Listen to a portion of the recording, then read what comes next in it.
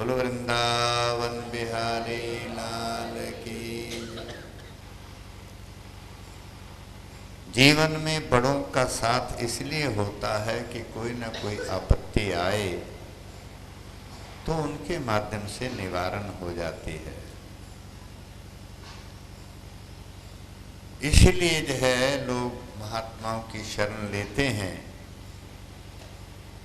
जैसे लोहे की छोटी सी सुई को भी अगर पानी में छोड़ें तो वो डूब जाती है,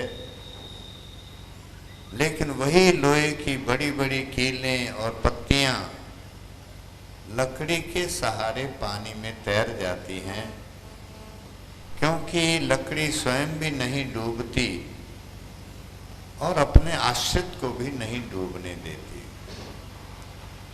ठीक इसी प्रकार से जो गुरुजनों की शरण में रहते हैं, उनके प्रति श्रद्धा सद्भावना रखते हैं, उनके नजदीक पड़े नहीं होते, उनके हृदय में गड़े होते हैं। देखो, लकड़ी के ऊपर भी जो कील केवल पड़ा होगा वो तो पानी की थोड़ी सी हिलोर के बाद ही नीचे गिर जाएगा, दूर चला जाएगा, डूब जाएगा। लेकिन जो पक्के श्रद्धालु हैं, जो उनके हृदय के अंदर गड़े होते हैं, वो पड़े नहीं होते, वो किसी भी स्थिति के अंदर, भले वो प्रसन्नता का है कि गम का है, वो कभी डूबते नहीं, परमात्मा से दूर नहीं होते, किसी प्रकार के जो है झंझट के अंदर फंसते नहीं, वो हमेशा कमल की तरह से पानी के ऊपर ही रहते हैं। तुलसी लोहा काठ संग चलत फिरत जल माही, ये बड़े न डूबन देत हैं जाकी पकड़े बाँ। अपने परिवार वालों के साथ ही खुशी गमी बंट जाए, इतना ही बहुत है। संतों के साथ तो वहाँ इस प्रकार के व्यवहार निभाने का तीव्र प्रयास आदमी करता है जहाँ अंदर से अटैचमेंट बहुत ज्यादा हो।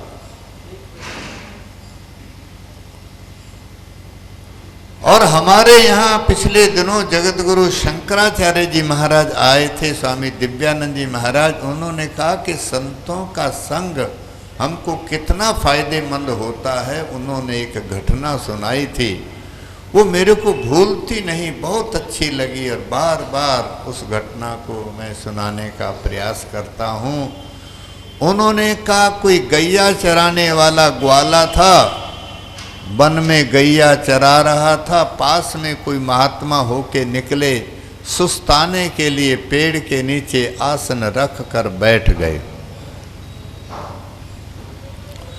ग्वाले ने देखा कि महात्मा आए हैं, नज़दीक आकर के उन्होंने महात्मा को प्रणाम किया और प्रणाम करके ग्वाला कहने लगा, बोले महात्मा जी दूध पियोगे?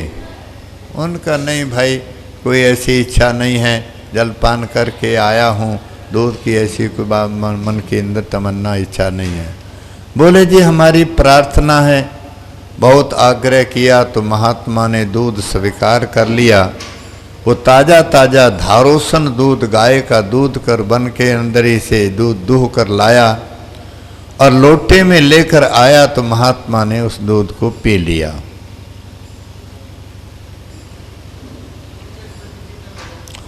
तो जगत गुरु शंकराचार्य जी महाराज इसके बाद आगे बताते हैं कि दूध पीने के बाद वो जो ग्वारिया सज्जन थे वो महात्मा जी से कहने लगे, आप हमको गुरु मंत्र दे दीजिए।